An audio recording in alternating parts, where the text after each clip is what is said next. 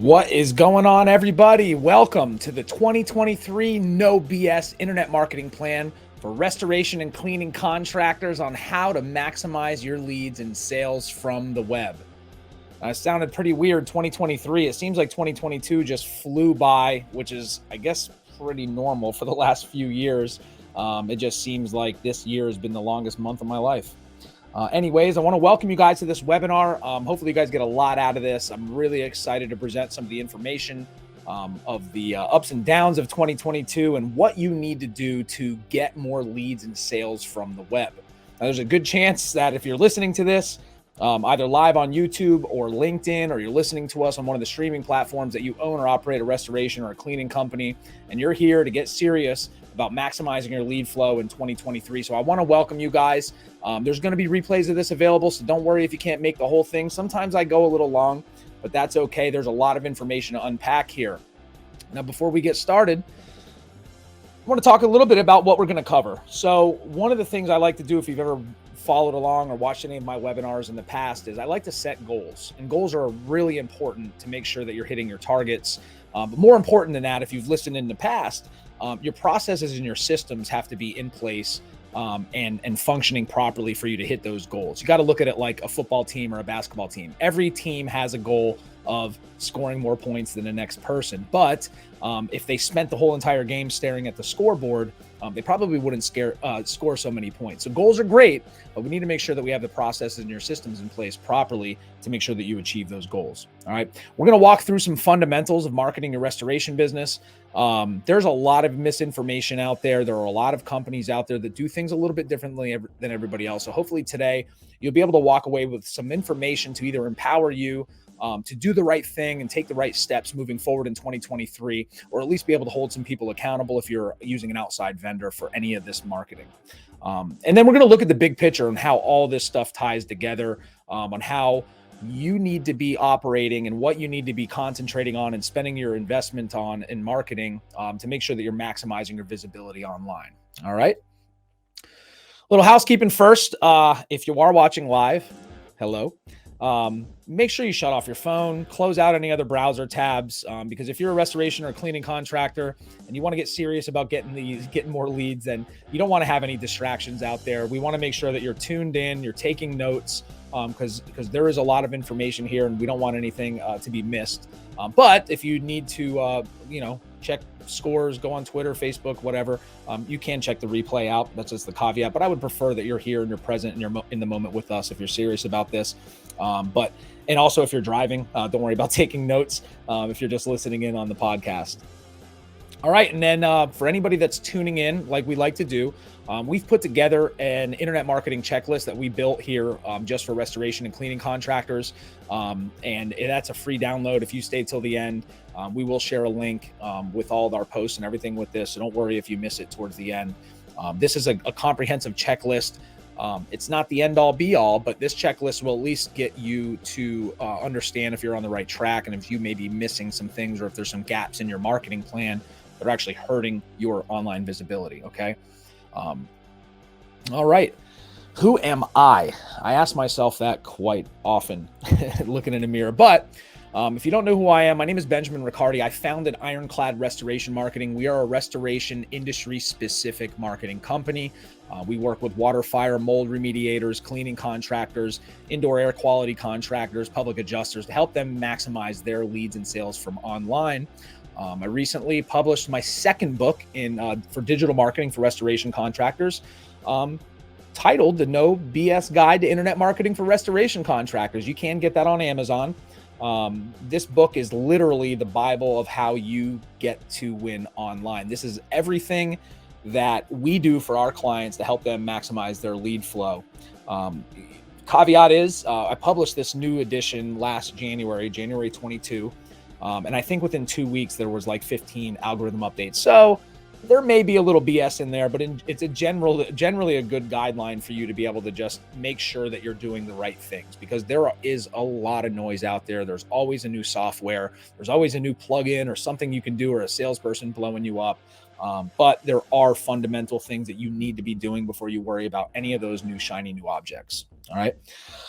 I host the Restoration Rundown podcast, and you may be aware of that if you're listening to this on the podcast. The Restoration Rundown podcast is just a podcast that I like to do. We try to get weekly, bi-weekly episodes out. We bring in industry professionals, and we try to teach our audience something in the industry. So if you're just starting out or you've been in business for a long time, you should tune into the Restoration Rundown. We have a lot of great guests and a lot of really cool guests coming up this year. I've spoken at industry events and trade shows for restoration contractors. Actually, I have a big one, the Experience, coming up in May. We're going to be doing a pretty big presentation there. So if you're in Florida and you're in May and you're going to be at the Experience, make sure you stop by our booth. We're booth 309. We will be there. I'd love to shake your hand and get to know you a little bit, maybe even give you a free copy of the book. I have taken a leadership role. Leadership is very important to me here at the company. So I used to be and am a member of some business networking groups that we try to help other people out achieve their goals when it comes to their business. And like I mentioned before, Ironclad, we work with restoration, air quality, cleaning companies across the United States. All right. So now that you know who I am, and I guess I also own a commercial site development company as well. So that's something great you got to think about. I am speaking when we do talk. If you haven't listened to us before, I am talking from a contractor's perspective, a little bit different of an industry than the restoration cleaning, but in general, you'll get the idea. All right. And this is what we do here at Ironclad. Ironclad Restoration Marketing. Our goal is to triple the sales of 1,000 restoration contractors in the United States. And, we're hopefully, with setting our goals for 2023 and beyond, we're going to hit that number sooner than later. All right, I got a question to start off. If you're thinking, just something to think about a little bit. I know you can't answer me directly, but if you want to ask a question in the chat. So what's been the hardest part about marketing your restoration or cleaning business online? Right. And a lot of times when we ask people this, there's a lot of options out there, right? Between search engine optimization, pay-per-click, buying leads from 33 Mile and Inquiry, LSA ads, SEO, Google business profile, social media. There is just a lot of noise out there. So it becomes a little unclear to where you are supposed to be spending your budget, right? And what stinks about that is some people don't have the luxury of time or money, right? So if you're spending money in one area because you've met somebody at a trade show or your buddy's doing well with them and you dump a bunch of money and you put all your eggs into one basket and it doesn't pan out, you're going to end up making a major investment in marketing with really nothing to show for it. All right. And that stinks. Sometimes that could be the end of your business, right? Sometimes that will put a sour taste in your mouth. If you are doing something, maybe it's the right thing to do. You're just not approaching it properly. All right. So without having a clear plan of what you're going to be doing and understanding or trusting the right people and not educating yourself and empowering yourself with information, you're just going to either overspend or you're not going to do the right thing. And we all know time is money. So if you have the money to waste on marketing and it doesn't pan out, great. But most people don't have time. Time is a very finite resource we have here. And if you're just starting out in a business or breaking off on your own, then this could mean, again, it could spell the end of your business. So there's an opportunity that exists with this, right? The opportunity is if you create a clear plan, you have targets, goals, and KPIs, key performance indicators, those things in between the goals to make sure you're on the right track. You will learn and understand how to generate enough leads to hit your targets and keep your trucks on the road. All right. So again, I can't overstate education is huge, right? Educate yourself. Listen to podcasts like mine. There's podcasts, Restoration Domination, all these guys out there. There's so much free information. The Diojo podcast is really great. Shout out John Isaacson. There's a lot of resources out there for you. So there really is no excuse to put yourself in this position anymore. Understanding that you have to deal with the day-to-day every single day, but that's part of owning a business, right? That's the whole beauty of being an entrepreneur. You need to empower yourself with education. And we all want a great return on your investment. You want to put money into something and you want to get something out of it. And not only from the money, but we'll take it from a bigger picture perspective. You want to be able to operate your business for the future, whether you're going to sell it one day or give it to a child. You need to make sure that you have these things in order so you can maximize your lead flow and hit all the sales goals that you set for yourself. All right. So you got to set clear goals, right? So if you're not driving and you do have a pen and paper, this is something I want you to just take a minute and think about while we go through this. This is something I do on every single one of our internet marketing plan webinars because I think it's so important to retrospect on how you hit those goals for the year, right? It's so easy to set goals January 1st, new year, new me, get rolling. You hit this momentum, you get 2 weeks in, and then something catastrophic happens in your company and you start skimping on little things you might be doing here and there. And by the middle, by July, you're right back making the same mistakes and doing the same things you were doing the year previous that you tried to fix. So if anybody's listened to or attended my other webinars, this is a really cool opportunity for you to look back on if you actually saw those goals through and how you actually looked through these goals.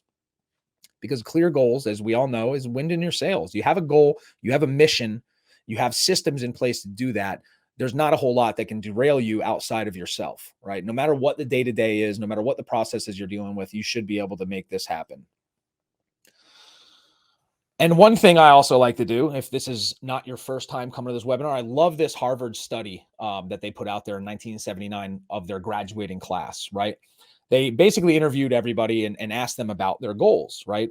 84% of that class had no goals, right? There are like a lot of college kids out there like, hey, we went to Harvard, we're going to get this degree, and then they don't know what to do, right? Or they don't know where they want to be. And it's a lot. You're 20 something years old. 13% of that class had goals. They just didn't write them down. It's in their head. Hey, I want to be a doctor. I want to be a lawyer. I want to do this, that, or the other. But out of that group, 3% had clear goals that were written down with a process and a plan to accomplish those goals.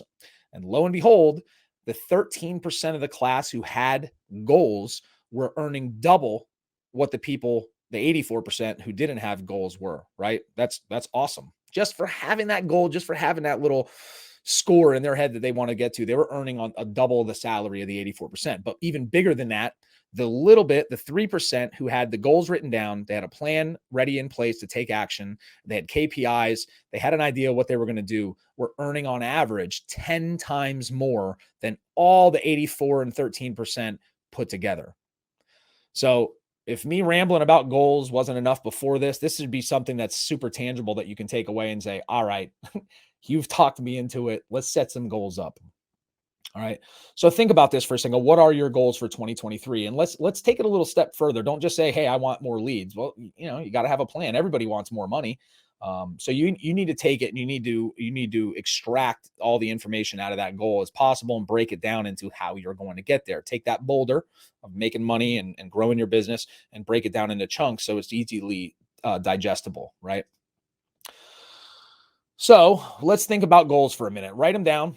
You need to have written goals and a plan, right? You need to set a minimum of a 1-year goal. If you're going to do anything, say, hey, by December 31st, 2022, I'm going to be hitting this amount of revenue with the company, or I'm going to have this many employees. Okay. But also it's a good idea to have quarterly goals, because remember, we talked about your main goal being a rock or a boulder, and you want to break that down. So the quarterly is going to break it down into smaller chunks, right? It's a little bit easier to digest. But I would take it even a step further and have monthly goals, right? You want to have KPIs. You want to have performance indicators in between then and now to make sure that you're on the right track, right? So if you're really doing this right and you are writing down your goals and your plans, then you should be able to have checkpoints back and forth. And also, too, it's really good to be able to pat yourself on the back every once in a while, and it kind of reinvigorates you and it reinvigorates the team to be able to get these things done. So you got to have that stopping point to reflect. How did you do, right? And if you even want to, we do weekly goals. You can do weekly, whether same thing if you're trying to lose weight, weigh yourself once a week. If you weigh yourself in January 1st and you weigh yourself in December and you're heavier in December, then you don't know what happened in between. But if you keep your fingers on the pulse and you keep these metrics, you're going to have a really good idea. It'll reinvigorate you, or it'll give you that come to Jesus reality check that, hey, we need to get ourselves together and make this happen.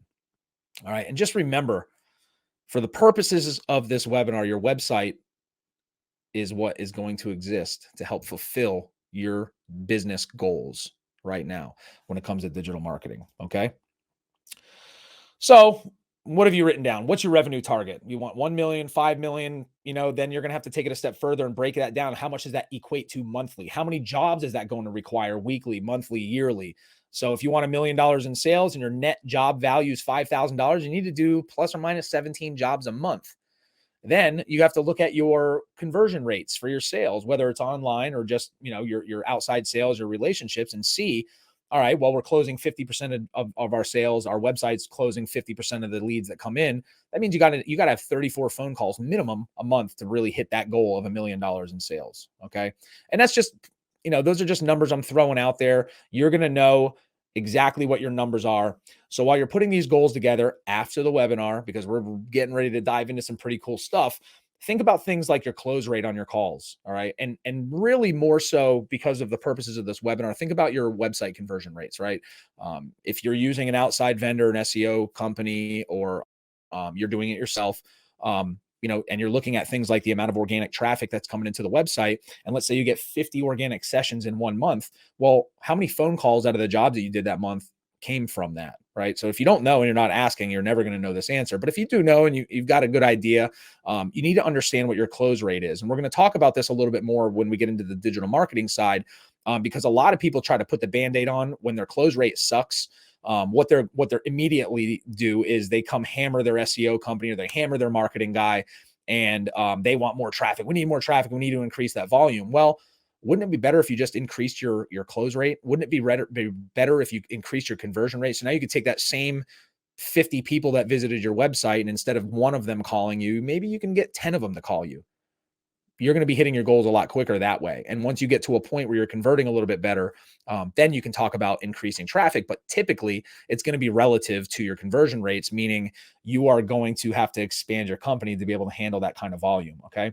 And so again, look at your web conversions, look at your bounce rates versus your traffic. And for anybody that I'm losing right now, your bounce rate is just the amount of people that don't look past the first page of your website, or any given page that you're checking on Google Analytics. So, that just means they're not spending a whole lot of time in your site. And you got to do some things with your website to try to keep them there a little bit longer.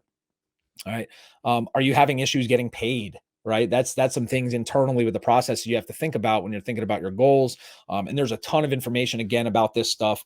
We had a guest, Jeff from Elkmont Estimates. They come in, they help you do things like that. They help you get your estimates out. And there's companies out there that even help you get paid. And then you got to think about that when you're talking about your digital marketing, how all those metrics play into the amount of jobs that you get to facilitate. So, like we talked about before, if you need to get 10 mold jobs per month and you convert 30% of those mold remediation calls and web leads, you're going to need 35 calls a month, just like we mentioned before. And then you got to think about how the hell you're going to get them, right? You have a goal. I want to get a bunch of calls. Well, what goes in between you sitting here making those goals and actually seeing those goals to fruition? So other things to think about when you're jotting this information down, and this is basic math. If you want to get really specific with your numbers, wonderful. But for you guys out there, for anybody out there that just doesn't have goals and they're running their business and they're doing a great job, but they want to see some increases, these are some things that you want to mull over once in a while to try to figure out how you can increase your conversion rates and how do you hit those metrics and hit those goals that you're setting for yourself. All right.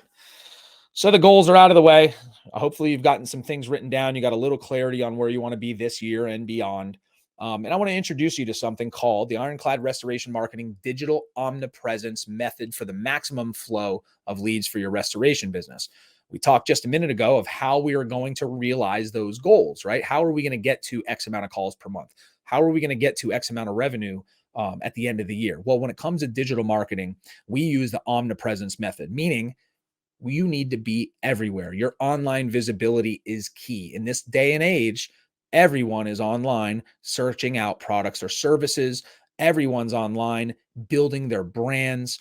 Everything flows through a cell phone or a computer or some sort of device and connecting everybody, which presents a lot of great opportunities for people out there, especially in the service-based industry.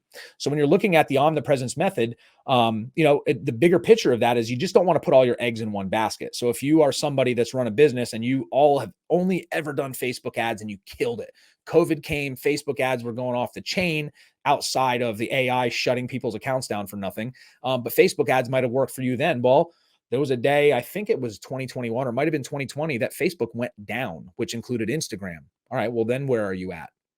Those leads aren't going to be coming in that day. Those ads that you are running are not going to be seen. So having your eggs all in one basket is a no-no. You should be able to spread the wealth and collect data to understand where the best place is that you need to place your marketing budget. So we start off your website. Your website, we talked about before, is the hub of all the information. This is where everything flows through. That's where you get to talk about your company. That's your storefront in a digital marketplace.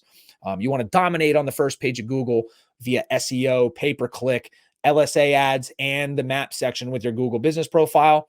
Join industry associations. Listen, if you're struggling out there, join the IICRC, join RIA, join all your local organizations that have to do with cleaning and restoration. Go to trade shows, meet people. Don't look at other companies as your competition. Look at them as either a mentorship or a lesson in what you shouldn't be doing, which will help you either direction that you take. Okay. I can't overstate that. Join the associations, get active on social media, and you will see a big increase, not only in your operations, because you're going to learn something from somebody, but you're going to build a network of people that you can trust and you can lean on for information. And you'll maybe, avoid some of the missteps a lot of business owners out there take, not just in a restoration business, but like most small businesses fail. Just remember that. So if you're doing good, and you've been around for a couple of years, give yourself a nice pat on the back. Overall, you want to be omnipresent. So not putting all your eggs in one basket, dominate the first page of Google, have an active social media, be in the industry associations, get yourself citations everywhere you can. Just make sure that your business is everywhere for what you do. Okay. So the first thing we're going to look at is your market, your message, and your media, right? So your market, who is your ideal customer? Listen, if you don't know who you're marketing to, you're going to have a really hard time marketing. And it goes back into those people that say, well, my goal is to make $10 million. Wonderful. Well, are you hoping to trip over it on the beach one day? Or are you really going to try to increase your leads and build a sustainable foundation for your business and grow that business till you get to that revenue target? All right. For everybody that I'm talking to today, for mostly, you're dealing with homeowners, right? You're dealing with people with property damage, or you're dealing with somebody that needs some cleaning done. But either way, you need to know who you're speaking to, and you need to address their pain points with your messaging. You need to give them a unique service proposition, the USP, right? What makes you different? Why should they do business with you, right? So you need to be able to see things through Joe to sell to Joe or Jane, whichever one. And until you do that, you're going to have a rough time getting this going. All right. So think about it. Write it down. Not if you're driving, but write down, who are you trying to talk to? Are you trying to talk to homeowners with property damage, property managers? Are you trying to build relationships with insurance companies, plumbers, roofers? And then look at their fears, right? And these are all things that are applicable to your website and your digital brand, right? Most people are afraid of being ripped off or overcharged. Like, in this industry, it happens a lot. Sometimes it's not your fault. Sometimes it's a mismanagement of expectations. That's the way it goes in residential world. Residential construction is, or anything that has to do with residential service-based stuff is difficult. And I applaud all of you out there that are doing this stuff. Fortunately for my construction company, we're more based on the commercial side, so we don't have to deal with a lot of that stuff.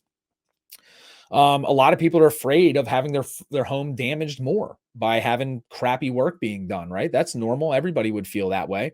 Or they had to wait for you forever, right? If somebody's kitchen flooded or they caught on fire and, you're supposed to show up within 24 hours and you don't show up for 2 days with a no call, people are afraid of that because it does happen all the time.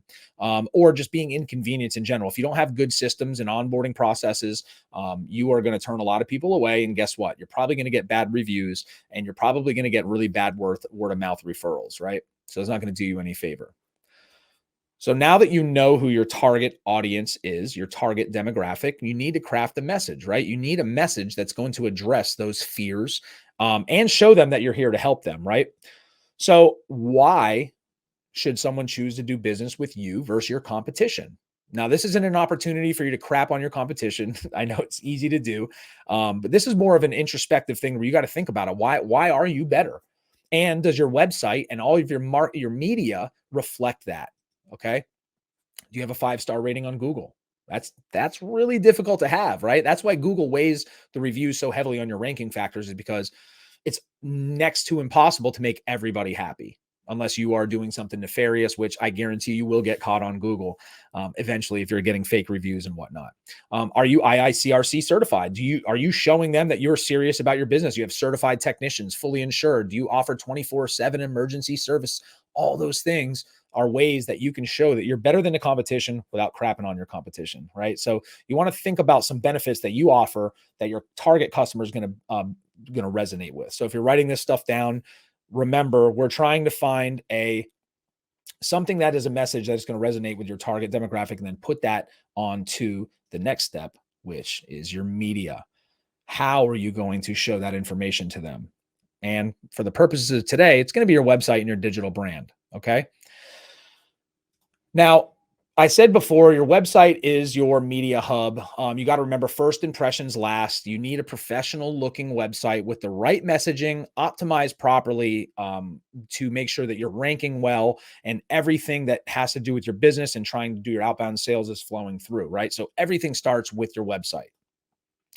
You need to have a website that's mobile responsive, right? And most people are using their cell phones to find a product or service. And especially in a property damage world, if there's like a hurricane, like we're down in South Florida, happens all the time. A lot of time people lose power. So you're going to go on your cell phone to try to find somebody to help you out. Choosing the best platform is important. I'm going to take a step back. If you don't have a website, and you're thinking about building one and somebody's trying to talk you into something, the big ones out there are WordPress and Wix. WordPress is hands down the best way to build a website, for a few reasons. Most of the internet's powered by WordPress websites. It's free. I think WordPress gets the lion's share of search traffic. I think it's over 46%, which is amazing. It's very user friendly. It's very SEO friendly, and you got a lot of flexibility using plugins to make your site look different. The other thing is you have a ton of support. It's an open source platform, so you can always fix a WordPress website. Another step is if you have somebody that built you a website on WordPress and then one day you hate them and you want to get rid of them as a vendor, any marketing company or any website guy that's worth their salt can work on a WordPress website. So a lot of times, unless they built it completely ass backwards, you're not going to have to start over from scratch. But we do see a lot that is the case. So again, empower yourself with information, do your research before you just let somebody do something for you, right? Get bids just like you would do in the construction world. All right. And Wix, listen, Wix is easy. You can build a site in a couple minutes. Moms and house people that don't work and have no technical knowledge can go on and build a Wix website. But remember, there's a reason that only 7% of the internet's powered by Wix. It does cost money, and only like a little over, it's 1.4% of Wix websites get search traffic. It is user friendly, but it's not as SEO friendly as WordPress, and you do have a lot less flexibility with your on-page stuff, right? So if you're thinking about building a website or you have one built on Wix, it's time to consider moving things over to WordPress. And we talked about conversion, right? You could send all the traffic in the world to your website, but if it's not converting into phone calls, then you're wasting your time. All right. So when we talk about converting, we're converting traffic into leads, much like phone calls into jobs, right? But when we're talking about the website, it's the same thing. And there's a lot of metrics that you can monitor, whether you're using a third party or you're doing it yourself, to make sure your conversion rates are on the up and up. All right. But first thing you got to do is take a look at your website and make sure it's even set up from the get-go to convert visitors to jobs, right? Couple of the big three, got to have a professional looking logo. That's hands down. Remember, we said your first impressions last. Have somebody make you a logo, spend a little bit of money on it, and make sure that it reflects the quality of business that you offer. And same thing with your website, right? The other thing that you want to do is you want to make sure that you put your USP right there up in the forefront, right? When you're talking about your market and your message and your media, make sure you're showing off your 5-star reviews. Make sure you're showing off that you're IICRC certified. Make sure you're showing off everything that makes you unique and better right there above the fold. And we talk about above the fold, it's the first part of your website that people see when they go to it without having to scroll, right? So like the old newspaper adage, all the important stuff's above the fold, and that you want to take the same approach with your website. And even bigger than all these put together, you got to have your phone number right there, prominent, top right, and make it clickable to where they can click it. Well, this is more so for mobile, but they can click it and give you a call, right? And then again, we want the important information above the fold. What do you do? Can you help me with my problem? You don't want people to scroll. People are so impatient these days in this microwave society. Don't make them do any work. If they know they need mold remediation or they have property damage, don't make them work for it. Put that call now button, put your USPs right there so they can trust you. The buyer's journey is a little bit different in the restoration world than it is for like a restaurant. But even bigger than all of that is making sure that your website's optimized for mobile, right? And the best way to check it, there are some other things that you can do to check, is open up your phone and go to your website. And if you have your logo what you do and a clickable phone number with a USP right there, you're pretty good. And there's some tweaks and some nuances that you can work with within that. But if you're not mobile ready, one, your site's not even going to get indexed. Google released an algorithm update years ago that wanted a mobile first or required a mobile first indexing process. So make sure your site is mobile ready. And if you aren't, talk to a web developer, or do it yourself. And if you want to compare, look at your competition's mobile site. Is theirs better than yours? Think about who you would choose to do business with and then reflect that. All right. And you got to remember, most people are coming from a mobile device. And I mentioned before, if there's a natural disaster or something like that, like the only thing that's going to work sometimes are the phones, right? And so you want to make sure there's a good user experience on the phone, on your phones or cell phones or mobile devices. Make sure it's easy to get in touch with you. Again, you see here, we have the clickable phone number. Your menu's compressed up here because 9 times out of 10, they don't really need to look at your number, but clickable number, what you do above the fold, and another USP right before that. All right. So a couple new things that popped up late 21. So we talked about this a little bit in the last webinar last January, but Google is weighing in heavily on your page speed as a ranking factor and user experience, which is very important, right? And it's not just for Google. It's really important to have a good user experience on your website because people are so impatient. If your website takes time to load, every millisecond longer that site takes to load is another person that's going to jump off your website and go to your competition. Okay. Just remember that. Think about it just like following up on leads. The longer you take to get back in touch with somebody, the less apt you are to get that job or get them on the phone. Your UX is a very big, UX stands for user experience. It's a big part of the ranking factor. Google's whole entire goal is to make sure that you're using their platform to serve the most pertinent, relevant content in the best way possible to their user base. That's how it's a big part of the ranking factor. That's how they're going to put you above your competition.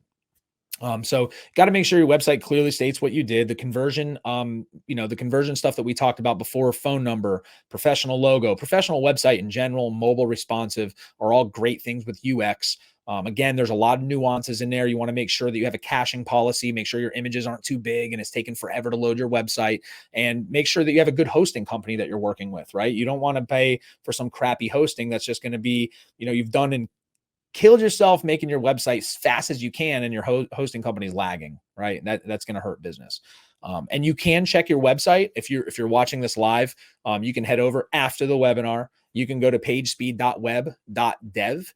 That's a really cool thing that Google releases, and you can put your website in and check desktop or mobile, your page speed. And here's one of our clients' websites that we did when they came to us. They were getting a page speed score or a page score of a 17, which is really bad. You see it's red. Usually red means bad with Google. After we did some optimization, just a good hosting, good caching, and image optimizations, we got them up to a 98. And the cool thing is that'll give you a waterfall of what you need to do to improve that score. All right. So you want to keep that score on the high side. Above 80 is pretty good. You'll be better than most people out there. Most people set around a 20 to 60. So if you can get above that, wonderful.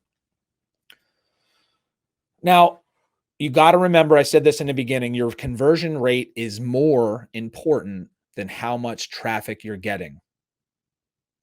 Do not forget that. Write that down really big. Your conversion rate is more important than how much traffic you're getting.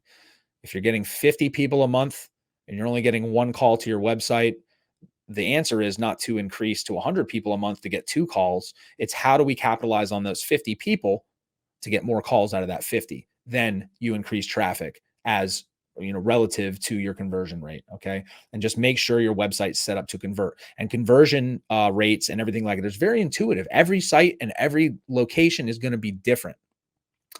So it's a lot of testing and a lot of watching the data. And I know everybody wants a direct response type of marketing, but it doesn't exist anymore. So you make these small changes, monitor your Google Analytics or monitor the phone calls coming in. If it doesn't increase in a month or so, then you're going to make another tweak. But educate yourself, hold yourself accountable, or your marketing company accountable for your conversion rates on your website, if they're even managing your website. Don't go to your SEO company who has nothing to do with your website and complain to them that you're not getting any calls when they're sending hundreds of people to your website every month. They're doing their job. And you'll see here when we break everything down from SEO to pay-per-click, why that makes sense. Well, speaking in which, how are we going to get you the most visibility online? Well, the name of the game is real estate, right? It's taking up as much real estate online as possible. And the person or the entity that has the lion's share of search traffic is Google. So we want to implement a strategic SEO and pay-per-click program, right? And what is SEO? SEO just stands for search engine optimization. It's the practice of increasing the quantity and quality of traffic to your website through getting better organic search results. And you got to think about SEO as a garden, right? It takes a big investment in money and time, and SEO takes a long time, especially in the cleaning and restoration industry that's very competitive. You think about it, everybody's doing SEO. So quality comes into play, and all those conversion factors come into play, and all the 200 other ranking factors for organic. But SEO is like a garden that's going to bear fruit year after year as long as you take care of it. And that's it. SEO is great. It should be the foundation of all of your marketing plans, right? And you got to remember, search engine algorithms change frequently. So your tactics and your SEO have to evolve with that. That's the beauty of what we do here at Ironclad. It's not always, a rosy green garden. Sometimes you go in and there's a pest in the garden and things are dying, and you have to have the right resources to be able to figure out why and then effectively plan to mitigate that issue to make sure that you continue to climb up. I think in 2021, there was 4,500 algorithm updates. So if you're somebody doing it yourself, or if you got like a big company that maybe doesn't specialize in restoration, they're going to have a hard time keeping their fingers on the pulse with the volume of clients they have. They have to educate themselves, and you have to educate yourself on what it takes to win. It changes so frequently that we have a team dedicated to just figuring out what's going on with it on these changes. But it's a very collaborative, intuitive effort. So before we get too deep into SEO, a lot of people we talk to really don't understand how a search engine is broken down, right? What's organic traffic? We know it's traffic coming from SEO, but what does that mean? All right. So when you do a Google search, like you can see up here, if you can see this, or if you're listening in, we did a Google search for water damage restoration, Chicago, Illinois, right? Google's going to serve up. This is what page one looks like. All right. The very first thing you're going to see are the paid listings, the Google ads, right? Google LSA, the Google Guarantee ads, are always number one. They're managed via Google Ads, and we'll talk about that a little later. Then you have your regular search ads that are right below that. Then you have your maps listings, which are tied into your Google business profile. So you'll have a map with a little pin of every company that's around that area that's ranking right. And then you'll have a link to their Google business page, which will link to their website. You can click the call and whatnot. And then below that, below paid ads, below organic, or below the maps, is your SEO or your organic listings, the non-paid holy grail listings that you want to have up there, your garden, right? You want to treat this like a garden and constantly take care of it. Like I mentioned before, organic search should be the foundation of your marketing plan. Without it, all of your other marketing efforts, when it comes to digital marketing on a search engine, are going to be kind of watered down, right? So you need to have a solid organic search optimization program in your company, whether third party or you're doing it yourself, because it gives you a competitive edge, right? It creates a flywheel on Google. Any good optimized content on a website leads to better search visibility, more clicks, increase your site authority, which Google's all about authority. And then your site authority is going to give your content a better chance of ranking. So if you're ranking well on organic search, it's just going to help your Google business profile, your maps rankings, and then it's also going to help with your ads, right? You're just the authority in water, fire, mold, or cleaning company. All right. So having the right content on your website is key. And paid search and SEO are the two biggest web traffic acquisition investments, but they both require funding of people, content, and tools, right? We talked about SEO being a garden before. Well, pay-per-click in the ads section is like going to the grocery store. We know that SEO, or if you don't know, SEO can take from three months to a year to really effectively rank. There's a lot of content that needs to be added. There's tweaks in the data. There's back-end optimization that needs to be done, and it has to constantly be monitored to grow your garden. Think about a garden. You got to till the soil, make sure you're planting in the right spot, put the seeds in, water it every day, get good sunshine, make sure you're fertilizing it, and eventually that garden's going to grow. But if you just leave it, it's going to die. So you have to constantly work with it. So whereas pay-per-clicks like going to the grocery store, well, you got to eat while you're waiting for your garden to grow. So let's go to the grocery store and let's go buy some leads, right? So Google Ads, pay-per-click are a great way to get some jobs in while you're investing in your SEO, that you one day can always turn off your ads, right? Um, your money that you put towards pay-per-click is more, you'll get a more immediate result, right? Just like the grocery store. But they have to be managed daily, hourly, and the ROI, I guess, in the big picture for SEO is much better when you're looking at a longer timeline, like 2 years, because we talked about it could be months or years before a page or your whole entire website ranks for what you want to be ranked for on Google. All right. Again, garden, grocery store, organic traffic. It may not seem as so because, look, it takes a year. And if you got to pay somebody 1,000, 2,000 bucks a month to get your website ranked, that sounds like a lot of money, but it is the most sustainable approach in the big picture. Your pay-per-click requires constant investment, constant maintenance. When you turn off your Google ads off, you're gone. You don't exist on the search engine, right? Organic traffic, if you're done properly, is evergreen, right? And you got to remember, you can't just set and forget SEO. Those algorithms change so often, it's hard to keep up as an agency. So let alone having somebody that's just doing it on their own while doing the day-to-day work for their company. All right. But you got to remember, organic traffic, no matter what, it's not free. You're going to have to invest in people. You're going to have to invest in content and tools. But in the big picture, it's going to be cheaper, and it's going to give you tangible assets, your social media, your content, your blog posts, all the online assets that you create with SEO are going to stay there forever. And the more you do and the longer you keep up with it and maintain it, the more valuable that stuff becomes. So even if you stopped investing in SEO, let's say 2 years down the road, you're like, man, I really need to cut some budgets. You probably won't. But if you did, you're still going to get business and you're going to still bear fruit, just like a garden. You grow a garden, there's a good chance if you leave it alone, yes, things might still continue to grow, probably not as good as they would have if you were maintaining it. So imagine if you were just generating all this traffic to your website and you're paying nothing to it at some point, right? So your cost per visitor is going to go down significantly. All right. And there's a lot of other metrics between pay-per-click and SEO. I am from the school is you should do all of it, always. And the cool thing about pay-per-click, it's more about the visibility and the branding, right? So if somebody does a search for water damage in your city and you've got an ad or you've got a Google Guarantee LSA ad, you're number one or in the first three positions on the maps, and you're taking over the organic section, who else are they going to call? So even if you don't need the leads from pay-per-click as much, they're always good to have. It'll save you from having to go to 33 Mile or buy leads from a lead gen company. All right. And if you need any more information on why you need SEO for your restoration business, there's a couple really quick things, and they're common sense. People, when they're searching for property damage, have an immediate need for your services, right? So you want to be there for them to be able to find you. And you got to remember, I think it's over 90%, more than 90% of people use a search engine to find a product or service. All right. And this is funny. Google's changed their homepage a little bit. They used to have like page 1, 2, 3, 4, 5. Now it's an everlasting scrolling. But the best place, if you're looking to hide a dead body, page 2 of Google. And if you really don't want everybody to ever find it, go to page 3 or 4. And the same thing goes for your website. If you're not ranking on page 1, you're going to have a hard time getting leads online.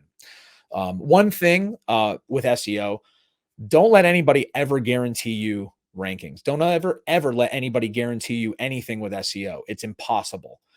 In fact, if you search on Google, can someone guarantee a number one ranking with SEO? Google's first thing that pops up with says no one can guarantee a number one ranking on Google. In fact, you should run away from those companies. And if you don't believe me, Google search it yourself when you're not driving. Because there's over 200 ranking factors. There's so many things out of your control. It's almost like you guaranteeing that every single person you ever work with is going to be happy with your services. There's too many variables. Restaurants can't guarantee that every person that sits down is going to love their food. And it's the same thing with digital marketing.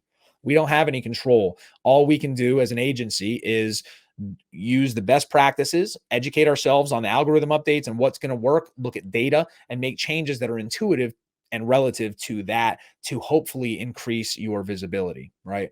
Again, SEO takes a major investment. It takes a time investment, people, content, and tools, no matter if you're doing it yourself or if you have somebody else doing it, right? So how do you get listed down there in the organic section, huh? You're asking? Well, I'm not going to tell you. Just kidding.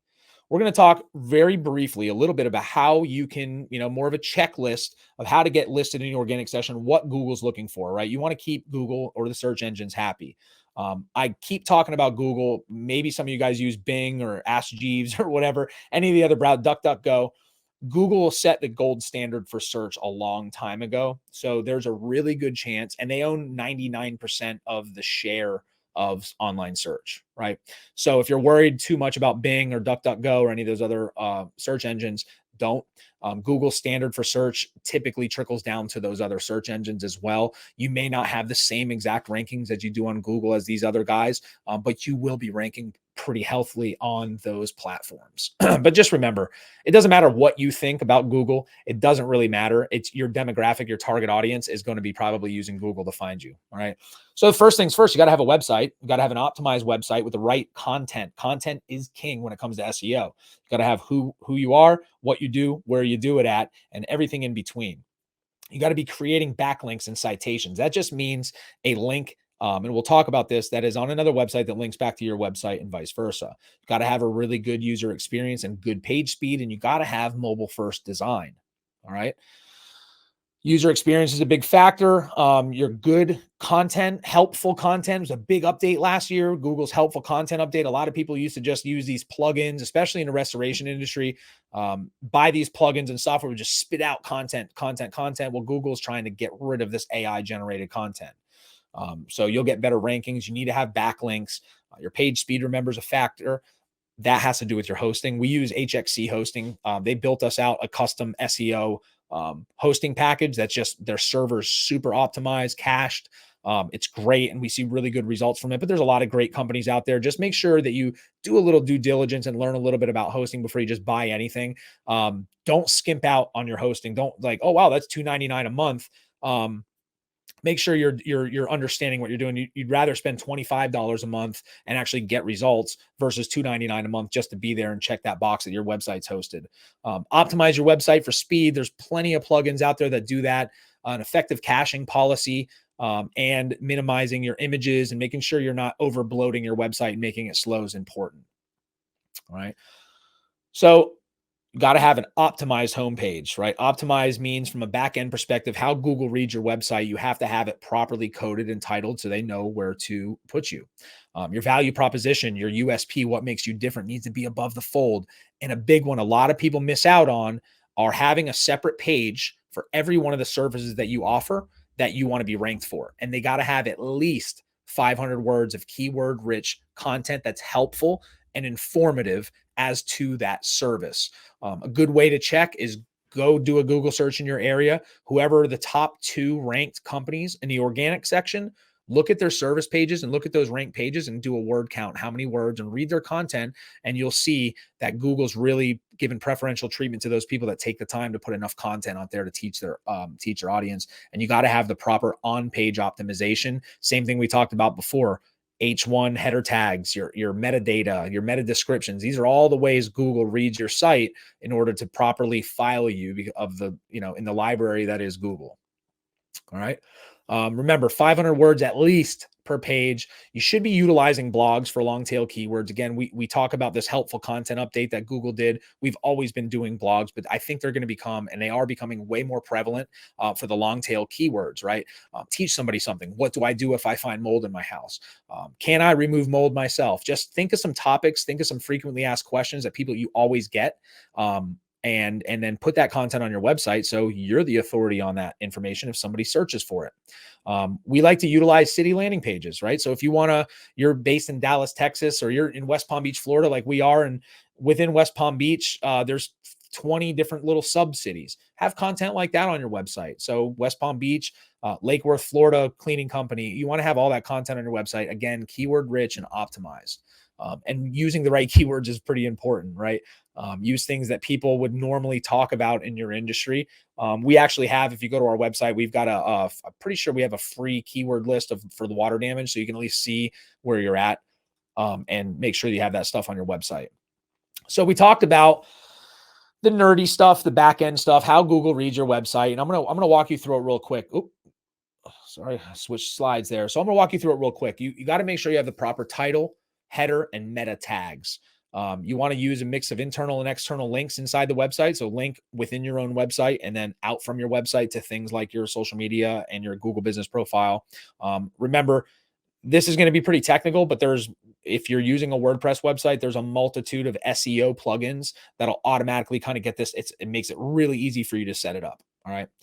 So your ranking URL, this is when you're doing a Google search, and this is a Google search for water damage restoration in Dallas. That's the URL of the page that they're ranking in the organic section. Pretty straightforward, right? Then you have your meta title. So in the back end of your website, this is how Google reads your site. This is your meta title. This is the meta information that you're putting into your website to say, Google, this is the topic that this page covers, right? ServPro of Northeast Dallas, water removal and damage restoration in Dallas, Fort Worth. Then you have your meta description. So your description of that page, and there's constraints. Every SEO plugin is going to tell you how many words you need to put in your description. But listen, think about it. You only have so much room. It's like a tweet. You get a certain amount of characters to write what you do for Google to kind of understand what it is that you do to rank you. And other people that are finding your website on search are going to be doing the same thing. So you got to make sure these things are in order. Again, there's plugins that handle all this stuff for you. You have to put the information in. So we talked about backlinks, right? A backlink's a link created when one website links to another. Makes sense, right? They're either called, and then some people call them inbound links, incoming links. Some people call them other things that you don't even know, but effectively they're just, different websites that are sending a link to your website. All right. The easy ones to remember are business directory listings like Yelp, Yellow Pages, which is an area of contention. Yelp and Yellow Pages, whatever, they're not the best for paying for things unless you're a restaurant. But at least having a directory listing there on those business directories is good because those are powerful links. Think about the authority that Yelp or Yellow Pages have. And if you have a little business profile on there with a link to your website, that's really good for you. Your Google business profile is a really good link that you can set between you and your website, and it's with Google. So I think they would like that a lot. Your social media profiles. You may not use social media. You may not agree with social media, certain platforms, but it'll behoove you, and it'll be helpful for your business to create business profiles on every single social media platform that you can possibly think of. Not Yelp, Twitter, Facebook, Instagram, Pinterest, YouTube, all the new stuff that's coming out, Rumble and all these other ones are coming out. Just set yourself up a little business profile. Make sure you have that profile and a link to it on your website as well. And the bigger ones, the industry association listing. So if you are a member of the IICRC or RIA or some local associations you have or regional associations, make sure that you have a fully built out business profile on their page, but make sure you're also linking from your page to that business profile. So the more links that you can have coming into your website and out from your website, and then linking within your own website, just shows authority and it helps your ranking quite a bit. All right. We talk about blogs and city pages. The blogs help with the long tail keywords. They're, hey, what do I do if I find mold? And then you're able to link them to your mold remediation page through really helpful content. Google loves fresh, pertinent, helpful content. The minimum, try to get a blog one time a month, right? And we'll talk about this later, but you want to syndicate that blog. Don't only put it on your website, post it on your social media, put it on your Google business profile as well, and link all back to your website and back to those pages within your website. And the city landing pages, like I mentioned before, are just keyword-rich pages on your website that combine your core keyword, water damage restoration, with a specific location, like water damage restoration contractor in Dallas, Texas. And if there's a little sub-city out of Dallas, then you can have a little blog or a city landing page that has water damage restoration contractor serving X city, right? And make sure you have the right kind of content, keyword-rich, and at least 500 words. Now, what's PPC? All right. So we talked a lot about SEO. SEO is the practice of getting your site ranked in the organic section. It is the foundation and should be the foundation of any of your digital marketing plans. And we likened SEO to a garden, and we talked a little bit about pay-per-click being the grocery store. So, hey, listen, it sounds great. You're going to make me number one on Google for everything I do, but you just told me it's going to take 3 to 6 months to even a year to do so. What the hell am I supposed to do in between? Yeah, I'm going to make some relationships with some plumbers and real estate agents and get referrals from buddies and then XYZ, but I need to eat now. I'm hungry, right? Well, that's where pay-per-click comes into play. It's the first section on Google that pops up when you do a Google search. It stands for pay per click, right? So you pay when somebody clicks on your ad. You bid on keywords, and then you get placement on Google above the organic and map sections. And again, you got to think grocery store. Pay-per-click is the grocery store. You can turn it on or turn it off as needed. There was a bunch of storms that just hit up north with and they're having a lot of frozen pipe issues up there. That's a perfect opportunity for you to run some Google ads if you have a website with that service on the website. Man, that pay-per-click stuff just really it'll be like throwing gas on a fire.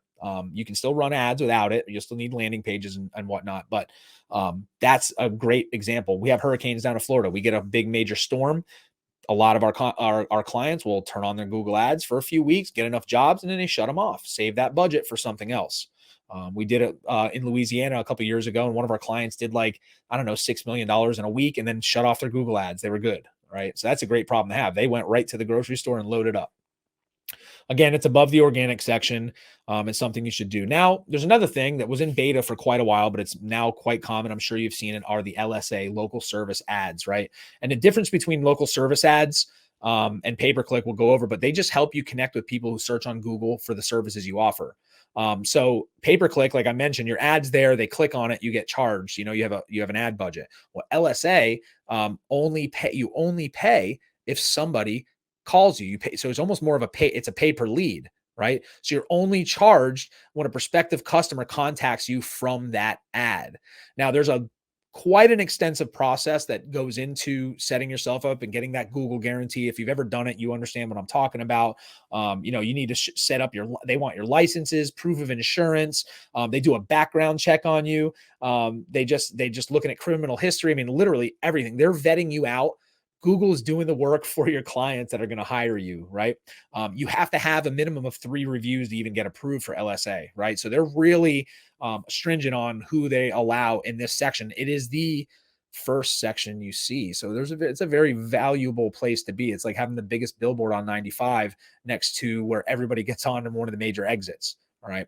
But the important thing with LSA, if you go through the whole process, we've seen this before. If you go through the whole process and get approved for Google Guarantee and LSA ads, you have to follow up with those leads immediately, because if you don't, you are not going to get listed and Google's going to pass those leads on to somebody else, right? So if you're going to put in the work, make sure you have the systems in place to be able to facilitate those leads when they come in, because it's a hard and tough hole to climb yourself out of if you are not following the rules with Google. All right. So again, SEO is the garden, pay-per-click and LSA are the grocery stores, and you need to have a healthy combination of both to win. So to do so, you need a website that's optimized, mobile first. You got to build your foundation of visibility with SEO. Use your pay-per-click, your LSA ads to get your leads now while you're waiting for all that stuff to bear fruit. Now, this is just a recap. Again, remember, it takes months to get ranked on SEO. Pay-per-click's going to get you leads today. The goal is to take over the entire first page of Google. And there's one place we didn't talk about, and this is our map section. Okay. So we talked about ads. We talked about organic. Now we're going to run you through the map section here, which is now, because of the algorithm update last year, maps and your Google business profile. And for all of you that maybe not be following around, Google business profile used to be called Google My Business. It used to be called Google Places. It used to be called Google Plus. They changed the name quite often, but it really is a powerful way and a free way, if you're doing it yourself, to get leads and get online visibility. And again, you need to have a combination of all 3 of those things: pay-per-click, Google business profile, and your organic section to dominate the entire page 1. All right. So the GBP, I'll say a lot. Google business profile is an integral part of your online marketing strategy, right? It helps you. It's what gets your business listed in the map section, which newsflash, if in the service-based industry, most people are going to go with that, right? They're going to look at whoever's listed in the map section and in the top 3 sections, because they don't have to click this little button down here that says more businesses. They see the number 3. We call that the snack pack. Your Google business profile, and it's free, right? So if you just put in a little bit of work, you're going to be much better than most people. And we've got to remember, most home services come from Maps results. All right. They are a prominent section on the mobile search. A lot of people are going to pull their phones out. They'll see a couple ads on their phone. I think there's less ads on mobile. There may be more now. They change it quite often, but your map section is big. Typically, people aren't going to scroll past the map section for home services. And because of this latest algorithm, I think it was late 21, and throughout the first quarter of 21, or I'm sorry, late 21 throughout the first quarter of 22, this algorithm update correlated your maps and your organic rankings kind of a little bit more together, or at least it gives you more of an opportunity to piggyback off each other to get better results overall, and in the organic search. So we found with some of our clients that were doing the Google Business Profile Management, when done effectively, we saw much better increases in organic traffic rankings just because of that. And people that were doing pay-per-click, Google Business Profile, and SEO were even getting better results than that. Even though Google says pay-per-click and organic aren't tied into each other, I have a hard time believing that based off the data that we've seen. Again, most home service traffic comes from maps. And we talked about the algorithm, but you got to remember too, you can do all the work in the world. You want to rank and say your service area is 20 miles around from where your location is. Google's going to give preferential treatment from proximity. So before this algorithm update, you used to be able to kind of game the system and get rankings in places you really weren't. So Google put a smackdown on a lot of people last year. If you've noticed, I think most people got their Google business profiles suspended in 21 because of that. And also they're using a lot of AI to scan these profiles and make sure you're following their guidelines. So you want to make sure that you're utilizing your Google business profile effectively, is even more so. So if you don't have one, jot yourself down a note to claim one. All right. So how do you do it? Well, first step is you have to have one, right? You have to set it up, properly optimize it, and then verify it, and then monthly manage it, just like tilling a garden, right? And verification process is different for everybody depending on whether you have a storefront or if you just set a service area. Optimizing your profile is important. Make sure you have pictures uploaded. Make sure your logo's there. You have a cover photo.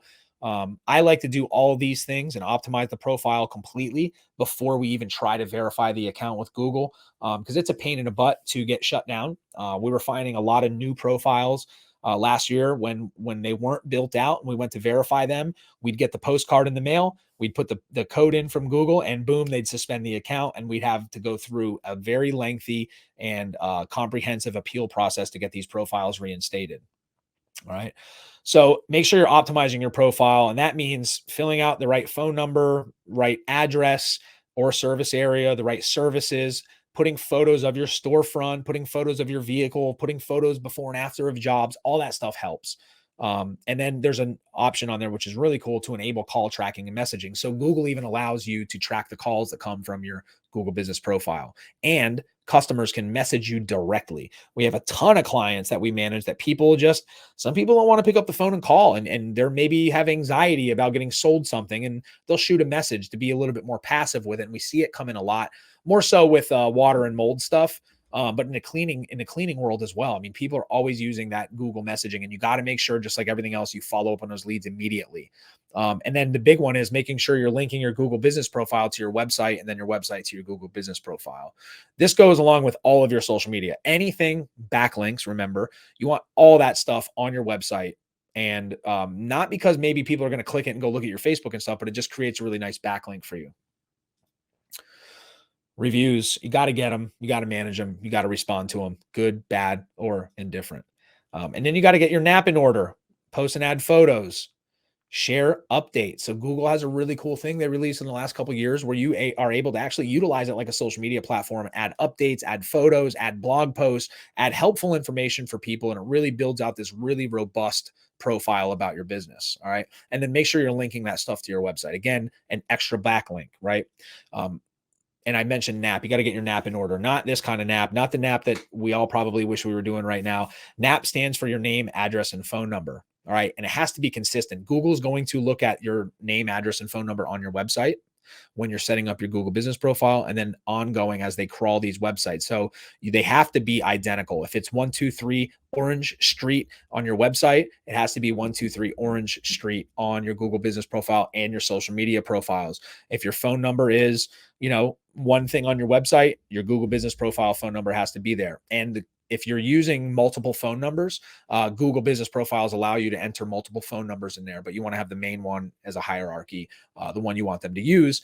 And Google has a different area for your call tracking. But in general, you want to make sure that stuff is consistent across the board. All right. We mentioned the social media type way that they're doing Google Business right now. You got to treat it like a social media platform. A lot of people take time. They upload a ton of stuff to Instagram and a ton of stuff to Facebook, which is great. But let's face it, and we'll talk about social media in a little bit, but social media and the people aren't going on Facebook or Instagram to find somebody to do property damage. Like the last thing I'm doing if my kitchen floods is going on Instagram and trying to find a restoration contractor or a cleaning company to come dry out my carpet. So you want to make sure you're treating your Google business profile like that, right? You want to add photos, show off your work. If you're running any specials for cleaning, that's where you want to put it, as well as your social media. There's value there, and I'll explain that later. But Google should be the first place that you put this stuff. Do it regularly. Google, we mentioned AI. Google has a really cool thing that they do with photos. So let's say you're doing a water damage restoration job and you get there and you've got the job. Your tech takes a picture of the flooded kitchen and uploads it to your Google business profile. And write a little caption. Hey, here's a water damage restoration job in Dallas, Texas that we're on.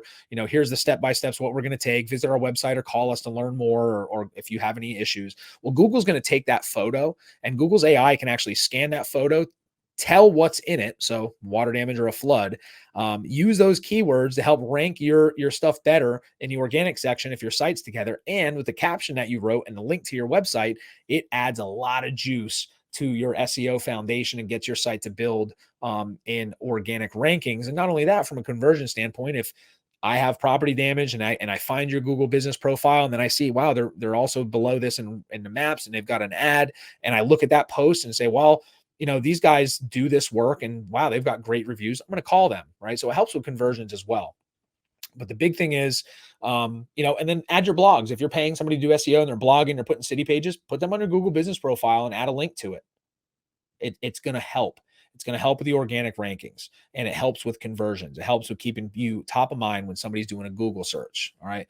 And just make sure you're building out your entire Google business profile with everything that we mentioned before. And the big one is get reviews. Reviews are huge.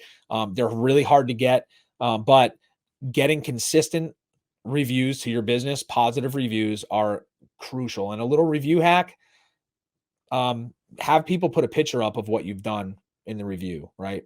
Write a keyword. Hey, these guys came, did water damage restoration. This looks great. Look at my kitchen now. That's going to really help you out a lot, getting rankings on the map section. All right. One of the ways that we help people get reviews, or we tell people what to do to get reviews, is text or call them or ask for that review as soon as the job's done, and continue to text them, email them, and call them until they leave you a review or tell you to leave them alone. All right. So recap Google business profile. Use it, get one, verify it, manage it, put photos on it. Remember that Google's going to use the EXIF data from your photos to geolocate where you took the photo. So if you're trying to rank in a city that may be outside of your storefront, that's really a way that you can help get yourself ranked on maps, because you serve that area. And if you're following all Google's best practices and guidelines, you're going to do really well in the organic section as well. All right, social media. A lot of people say, well, how the hell can we leverage social media to get more business? Well, like I said before, a lot of people aren't going on Facebook and looking for a restoration contractor or a cleaning company unless you're running Facebook ads, and then you're putting a kind of an invasive ad in their feed. So you got to be really lucky to find that person who's scrolling and probably killing time at work, and then throw that carpet cleaning ad or or a water damage restoration or a flood, and you're like, hey, you know what? I got a flood. Let me give these guys a call. There's a lot of value there for that stuff. And it's more the top of mind mentality, right? They see your ad, they see you're active on social media, they see you have positive reviews. It just completes this complete circle of the omnipresence method that we talk about. You have your website, you're part of the associations, you've got a great social media presence, you're killing it on Google Maps, you've taken over page one of Google completely, and you're active. It just helps with conversions, and it helps with your visibility. You're spreading the wealth. All right. Make sure you claim all of them. I told you before, claim a Facebook, claim your Instagram, claim a Twitter, claim a YouTube, LinkedIn, Pinterest, whatever social media platform you have, and make sure you add those links to those pages onto your website. All right. So how do you do it? What do you post? Right. So what kind of work do you want to get? You should be posting things relative to the types of jobs you want to get. Don't make it personal, regardless if your political beliefs or things that you think about social media. People aren't, they're not going online most of the time or on Instagram to find a property damage restoration, but man, if they did, like, let's keep it business. Let's really keep our eye on the prize. Here's a screenshot of our Instagram on Ironclad Restoration Marketing. Every single day, I post something, whether it's a video of me giving a tip or a trick, or a graphic promoting something that we're doing for your industry. Show off before and afters. Screen capture a 5-star review and put that up as a Google post. All right. Use a blog post your SEO company is doing, put that into a social media post and help people. The rule of thumb is you want to have 7, and don't always ask for the sale. So the rule of thumb is you want to teach something, answer questions, give some tips, give them best practices. The rule that I put in the book, and the rule that I tell everybody is use the 80-20 rule or 75-25 rule. And the 80% of your posting needs to be helpful, valuable content. And every once in a while you ask for the sale. I can't tell you how many contractors out there who are looking, and their whole entire feed is just promoting themselves. Call today, call today, call today. And really it doesn't offer any substance. They're just going to get banner blindness to that. And nobody's going to look at it or pay attention. But if you're putting videos up, it's really easy to make a video with your phone, put a video up, teach people something. You're going to see a lot better benefits of that. And I even implore you to open a YouTube page and make videos. Teach people what water damage restoration is. Teach people about your company. Put those videos on your website. People are more apt to watch a video than they are to read anything or listen to anything at all. Right. So even if you're not comfortable in front of the camera, who cares? It's about having that content there and creating that link and creating this circle that Google's going to like of trust and authority. Video is one of the most powerful things. Imagine if you had a video on your water damage restoration page talking about your process, what to expect, and you're answering all these FAQs. Google's going to love that. And guess who the second largest search engine in the world is? YouTube. And they're owned by Google. Wow. So use their platforms. They love it. It's good. Get out of your comfort area, videotape jobs, explain processes. People will watch it, and you're going to stay on the top of their mind. If they ever have property damage, you're going to be the person they think about. All right. Make sure, we talked about users are more likely to watch a video showing off your work. Get some case studies, get a client. What's better than a Google review? Having somebody on camera tell everybody out there that they have to use you. You can talk about yourself till you're blue in the face, but when somebody else does, that's worth its weight in gold. All right. And then syndicate that content. Don't just take the video, throw it on your YouTube. Don't just post it on your Instagram. Take that video, whatever it is, or picture or photo of a job, put it on your social media, put it in a blog post, put it on your Google business profile, put it on YouTube, add it to your LinkedIn, put it everywhere.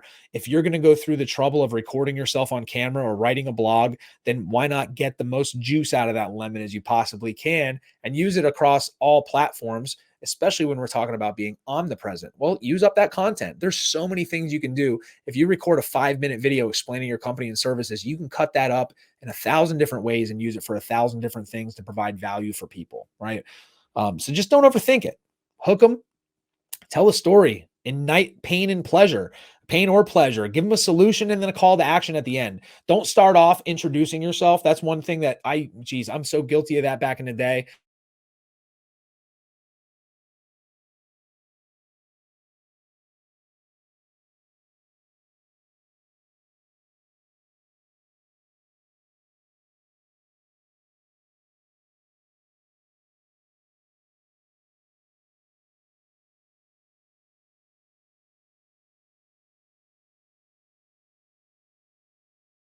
XYZ, and now this is how we can help you. Give us a call today. That's more effective because most people, if you don't catch them in the first 2-3 seconds, they're not going to continue watching a video or they're just going to tune you out. All right. Oh, this is a big one. Don't buy social media followers, people. A lot of people think like it's not about how many people follow you. It's about how many people engage and interact with you. If you look at my YouTube channel and I was worried about how many people were watching my videos, I would probably be pretty depressed. And a lot of people will tell you the same thing that are online and doing this sort of thing. We don't get a lot of views, but I'll tell you right now, a good majority of our clients that we have now or prospective clients or people we talk to in the industry have watched, do watch, and do follow along. If you buy social media followers, one, you can get your account shut down. So that sucks. But two, think about it like this. If you're going to run Facebook ads or YouTube ads or something like that, or Instagram ads, and 90% of your followers are fake, you're advertising to profiles that don't exist. right? And then when you put a post up, if you have 20,000 followers and every one of your posts, there's only one like on it, you're not getting any engagement at all. So just like increasing your conversion percentages, instead of increasing traffic, don't increase your follower count. You need to increase your engagement by putting the right content on there, right? So don't buy followers. That's just, set. I have a lot of clients that have done it, not necessarily in the restoration industry, but back in the day in my old agency, there was some out there that just needed that look and say, wow, I've got 50,000 Instagram followers, but it's kind of worthless. All right. And like we talked about before, the whole goal, the overall big picture is being omnipresent. We talked about putting all your eggs in one basket, right? So if all of your efforts went into SEO, right? Let's think about that. If all you've ever done for your business is build a dope website, hired a company to do SEO, and you were getting good results, getting good results, and you got rid of them, or that SEO company didn't stay on the up and up, and a major algorithm update happened, like the mobile first algorithm update, or the Panda update, or the keyword stuffing update, all these updates that shut down people that are trying to game their system, and you lost all organic traffic, you had nothing going on, you're going to be in a really bad position. Okay. But if you had that going on and maybe SEO went away a little bit, but you were running Facebook ads, you're out there going to industry association meetings, you're on YouTube active, you're active with your Google business profile. Well, you still have a lead source coming in, right? While you figure out what's going on with SEO, fire the company, or whatever you need to do. So you just want to be able to spread it out. Remember, Facebook went down, Google went down, all these platforms are just platforms. They can go down just like your website. They can have a server shut down and boom, you're gone. Twitter went down. So if you concentrate solely on one channel, you're going to have a really big problem. So you want to take the omnipresent channel approach and just be everywhere. Just like me, I'm everywhere. Everything that I do, all these videos that I make, man, we really put them all over the place. So you really can't escape me. You're always going to have to listen to me. um, so, you want to dominate all those different channels. Again, I say it all the time. Don't put all your eggs in one basket. There's so many digital marketing options out there. Use them all. If you can afford it, use every single one of them. And then find out what works best for you. Be data driven, not emotion driven. Don't make knee jerk reactions when it comes to marketing, because there is no such thing as a direct response type of marketing anymore, outside of pay-per-click, because I guess it's pretty close. So make sure you got the website, you're doing SEO, Google business profile, you're running pay-per-click, you're active on social media, you're active in the industry doing some B2B stuff on LinkedIn, you're out there shaking hands, going to trade shows, you're doing everything. You're making videos about your business, you're teaching people something. You want to be using everything, and then introspect on the data that you're getting in to see where you're going to spend your money and your time the most. If you're getting most of your stuff from SEO, well, then you understand that. That doesn't mean those other channels don't work. It just means that, hey, I need to be really cognizant of the organic traffic coming into my website and my conversion rates, because I'm getting a lot of traction here. All right. So a lot of information to unpack. Hopefully you guys got some value. Hopefully you weren't driving and taking notes. Hopefully you're sitting there and you're tuned in. If you're watching this live, or listening to this as a recap on our streaming platforms, I really want to thank you for coming in. Today we got to set some goals. Hopefully you wrote down your goals. We identified and helped identify your target client, or at least gave you some clarity on why you need to do it. We talked about making your website built to convert, WordPress versus Wix. You want to go towards the WordPress website. We talked about how to dominate on page one of Google. Well, it's implementing an SEO strategy, utilizing pay-per-click, and working on your Google business profile, formerly known as Google My Business, which helps you get ranked on Google Maps. Listen, most of the traffic is coming from the map section for the service-based industry. Talked a little bit about how to leverage your social media to get more leads, posting before and afters, providing some value, filming some videos. Don't always ask for the sale. Use the 80-20 rule. 80% of your posts should be value-based. 20% should be asking for a sale. And overall, you need to be omnipresent, be everywhere.